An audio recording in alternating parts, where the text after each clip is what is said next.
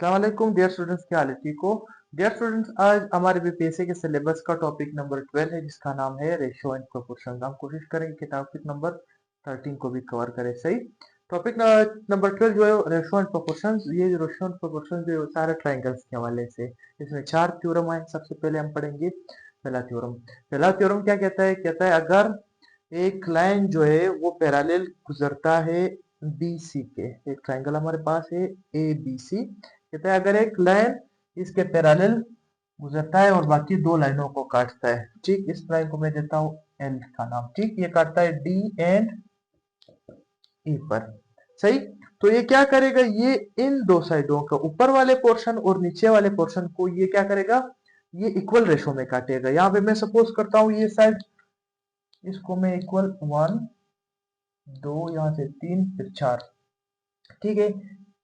एक पोर्शन ये हो गया, दो पोर्शन ये हो गए, तीन पोर्शन ये हो गया और चौथा पोर्शन जो है वो लास्ट पोर्शन हो गया। ठीक। तो ये हमारे पास आ गया ए से B divided by D B is equal to A E divided by E C. तो ए से डी तक कितना फासला है?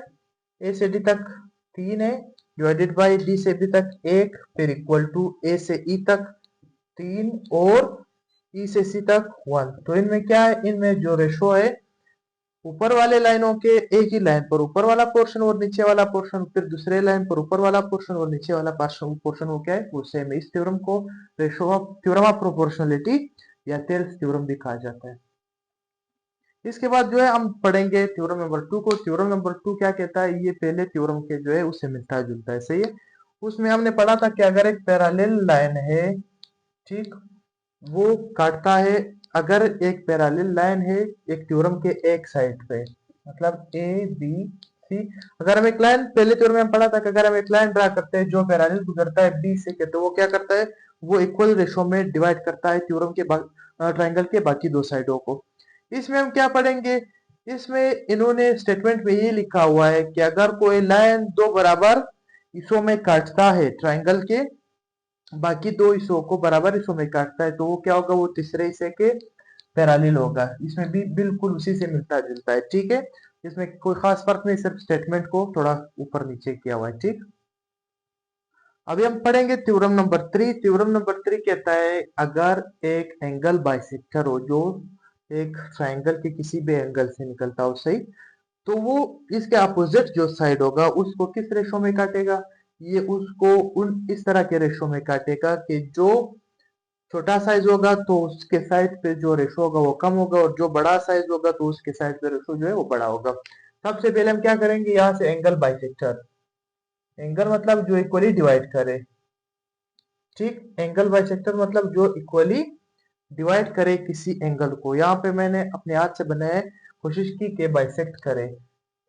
ये लाइन जो है ये क्या कर रहा है? ये इस एंगल को दो बराबर हिस्सों में डिवाइड कर रहा है। सही। उसको क्या बोलते हैं? एंगल बाइसेक्टर कहा जाता है। ये थ्योरम कहता है अगर इस तरह का कोई लाइन निकल रहा हो, इसको मैं नाम देता हूँ ए बी सी, या इस पॉइंट को डी का नाम देता हूँ। ठीक।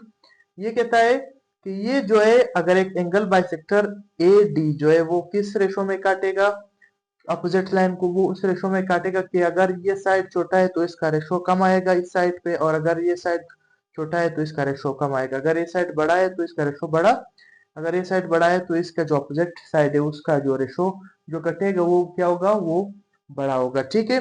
यहाँ पे हम इस तरह लिख सकते हैं कि ए बी, ठीक, ये साइड है तो इसका रेशो क्या होगा? Upon B D is equal to A C upon C D. ठीक। ये रेशो क्या होंगे?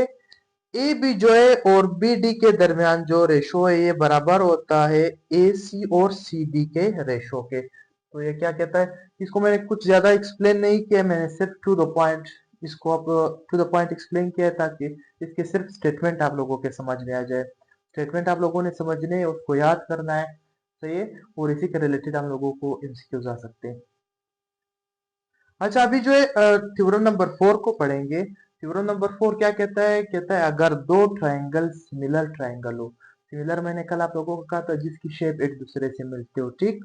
और कंकरेंट कहा था जिसकी शेप और साइजेस भी एक दूसरे जैसे हो। ठीक है।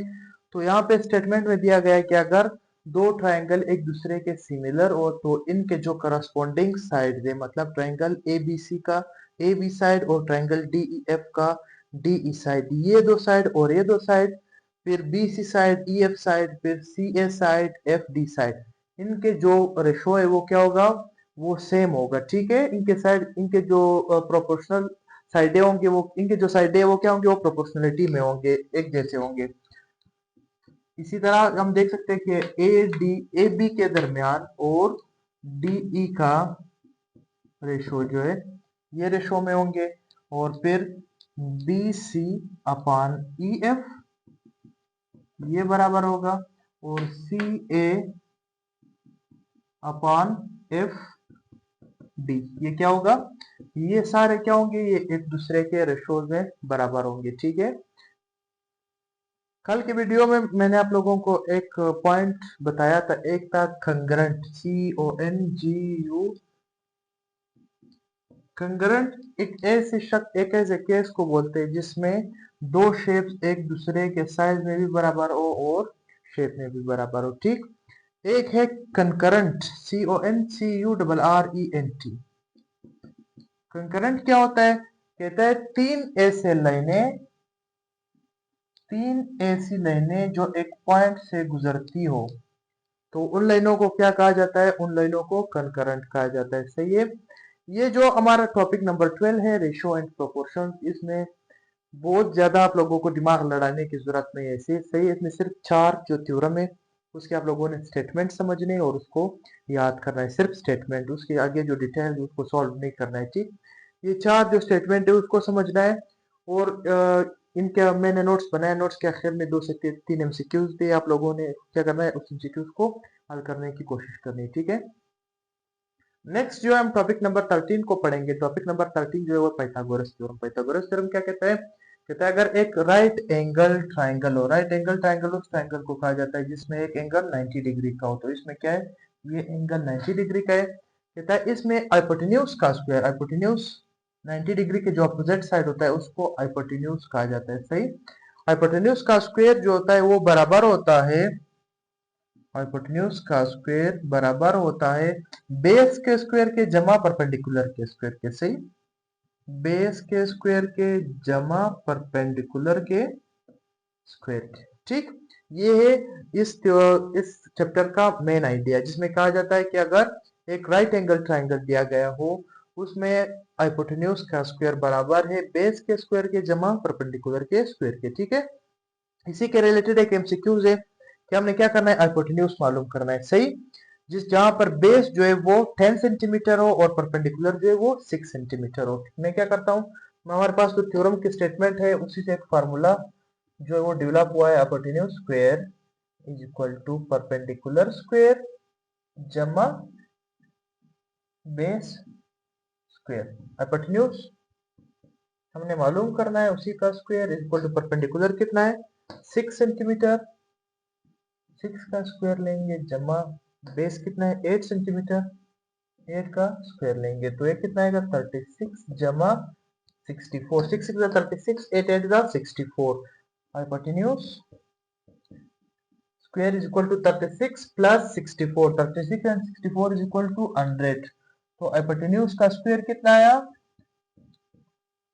100 सेंटीमीटर। ठीक है, ये सेंटीमीटर में थे तो ये भी सेंटीमीटर में आया। अब हाइपोटेन्यूज मालूम करना है, यहाँ पे स्क्वायर आया है तो स्क्वायर को खत्म करने के लिए हम क्या करेंगे, स्क्वायर रूट लगाएंगे। Taking square root on both side, hypotenuse square is equal to 100 के ऊपर स्क्वायर रूट, 100 जो है वो 10 का स्क्वायर है, उसी के ऊपर स्क्वायर रूट, हाइपोटेन्यूज का स्क्वायर जो है वो स्क्वायर रूट के साथ कट गया, यहाँ पे क्या है 10 के स्क्वायर के साथ स्क्वायर रूट कट गया, तो hypotenuse is equal to 10 centimetre. सही है, अभी जो है हम पढ़ेंगे कि अगर दो साइडों का स्क्वायर और उनका जमा तीसरे साइड के बराबर हो तो कौन सा ट्राइंगल बनाएगा, वो बनाएगा राइट एंगल ट्राइंगल। ठीक, फिर अगर दो साइडों का स्क्वायर और उनका सम अगर तीसरे साइड के स्क्वायर से बड़ा हो तो वो एक्यूट एंगल ट्राइंगल बनाएगा। सही, फिर अगर दो साइडों का स्क्वायर और उनका सम तीसरे साइड के स्क्वायर से छोटा हो तो वो कौन सा ट्राइंगल बनाएगा, वो ऑब्ट्यूज एंगल ट्राइंगल बनाएगा। ठीक है, यहाँ पे जो है मैंने एक एक्यूट एंगल ट्राइंगल बनाया। एक्यूट एंगल ट्राइंगल मैंने कल भी बताया था पिछले लेक्चर में कि उसमें क्या होता है, उसमें सारे एंगल जो है वो क्या होते हैं, वो 90 डिग्री से छोटे होते हैं। और राइट एंगल ट्राइंगल में एक एंगल जो है वो 90 डिग्री होता है। इसी तरह ऑब्ट्यूज एंगल ट्राइंगल में क्या होता है, एक एंगल जो है वो 90 डिग्री से बड़ा है। ठीक है, जैसा कि इसमें मैंने बनाया कि एक एंगल जो है वो 110 डिग्री। ठीक है, तो ये क्या है, ये 90 डिग्री से बड़ा है, तो ये ऑब्ट्यूज एंगल ट्राइंगल। इसमें जो है सारे जो है 60 है, इसको इक्विलेटरल भी कहा जाता है। अगर एक ट्राइंगल उसके सारे एंगल्स बराबर हो, मतलब 60 हो, तो वो क्या होता है, वो इक्विलेटरल भी कहा जाता है। इक्विलेटरल जो है वो एक्यूट एंगल का एक शेप होता है जिसमें सारे बराबर होते हैं। और एक्यूट एंगल में क्या होता है, उसमें सारे एंगल जो है वो 90 डिग्री से छोटे होते हैं। सही। तो ये मैंने क्लासिफिकेशन, यहाँ पे इनकी क्लासिफिकेशन की है कि अगर ए और बी का स्क्वायर और उनका जमा तीसरे साइड के बराबर हो तो राइट एंगल। फिर ए एंड बी मतलब दो साइडों का स्क्वायर और उनका जमा तीसरे साइड से या स्क्वायर से बड़ा हो तो वो एक्यूट एंगल ट्राइंगल। और फिर अगर दो साइडों का स्क्वायर और उनका जमा तीसरे साइड के स्क्वायर से छोटा हो तो वो कौन सा होता है, ऑब्ट्यूज एंगल ट्राइंगल। इसी के रिलेटेड मैंने कुछ एमसीक्यूज तैयार किए और आप लोगों ने क्या करना है, किताब में हल करने। ये दो चैप्टर जो थे ये बिल्कुल इन्हीं चीजों पर मुश्तमिल थे जिनको मैंने समझाने की कोशिश की। ठीक है, तब तक अल्लाह हाफिज।